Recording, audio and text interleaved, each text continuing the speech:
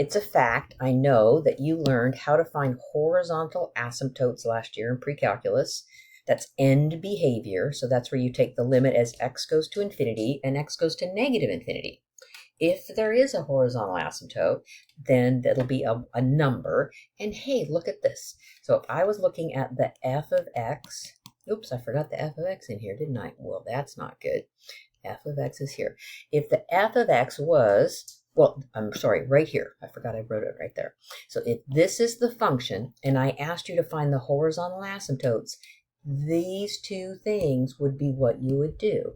You would take the limit as x goes to infinity and the limit as x goes to negative infinity. And that would find out what the horizontal asymptotes. So because we got these two numbers, you would say, let me make room here.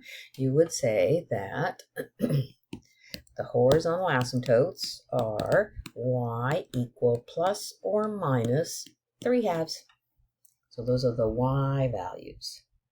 Okay, so let's remind ourselves about vertical asymptotes. So vertical asymptotes are when the denominator is 0, but you have to see if they cancel first. If there's any canceling, you get wholes, not vertical asymptotes. You never cross a vertical asymptote. But a horizontal asymptotes, in the middle here, we could have like something going on, and then finally, as x goes to negative infinity, it goes down here, and then like up there. But you can cross those y values in the middle. Okay, so oh dear, I made that same mistake here, copying and pasting. Okay, so let's look at this example. If it says find the vertical and horizontal asymptotes, I'm going to start with the vertical. So again, always see if there's any canceling. So if I can factor out an x squared minus 1, so this would be x minus 5, x minus 1. Is there canceling? Yes, because you see that difference of squares, right? Over x minus 5, x minus 1. Okay, so then you can see these two x minus 1's cancel. So this function is the same as x times x plus 1 over x minus 5. So there's a hole, right? But it doesn't ask me for holes, so I don't need to identify that the hole is at x equal 1. It's asking me for the vertical asymptotes.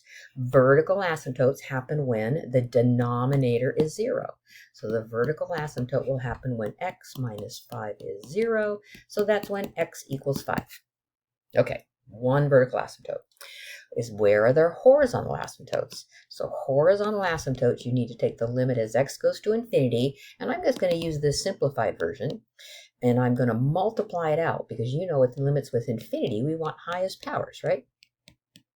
Oh, look at that. If these two guys would fade off in the distance, I'd get x squared over x, and that would give me an x, and that would give me an infinity. So there's no horizontal asymptote in the positive direction. Would it do anything in the negative direction? No, I think it's going to turn out to be the same thing. And I cancel, this guy goes, this guy and this guy fade off in the distance with highest powers. I'd get an x, so that would give me negative infinity. So there's no horizontal asymptotes. So there's only a horizontal asymptote if the limits go to a number. All right, let's look at this one. So no canceling. Vertical asymptotes when the denominator equals 0. So that's going to be where 6x plus 5 is 0. So x is equal to negative 5 over 6. Done. Now let's go find the horizontal asymptotes. So I'm going to need to do two limits. Limit as x goes to infinity and x goes to negative infinity. So write down the original guy so everyone knows what you're doing. And then you say, oh, right, since I'm taking the limit to infinity, I'm going to do highest powers. So I'm going to take the highest power from the numerator. That's this. I'm just going to move forward. And you know the square root of x squared is absolute value of x.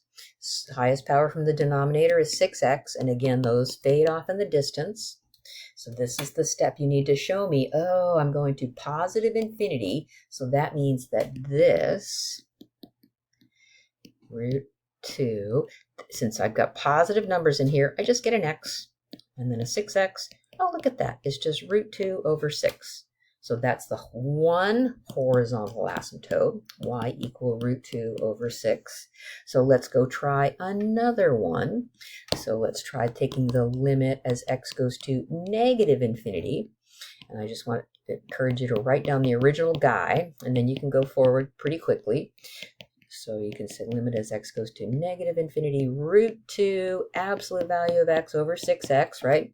Then here's that important step. I need you to say, I'm going to negative infinity, and that means I have a negative number in there.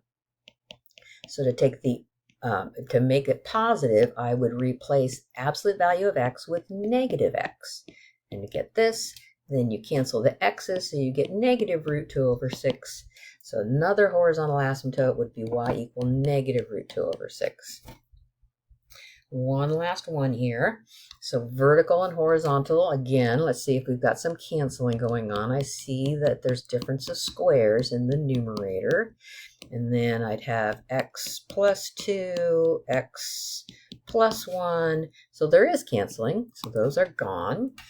So that's my function. So looking at this function, so let me just write it nice again, minus 1, x plus 2, you can see that the vertical asymptote will happen at x equal negative 2. And for horizontal asymptotes, I'm going to be taking the limit as x goes to infinity of x minus 1 over x plus 2. Well, these guys fade in the distance, and I just get x over x. That's 1. Would it make any difference if I'm going to negative infinity? Nope. I'd get x minus 1 over x plus 2, and that give me 1. So the horizontal asymptote is y equal 1.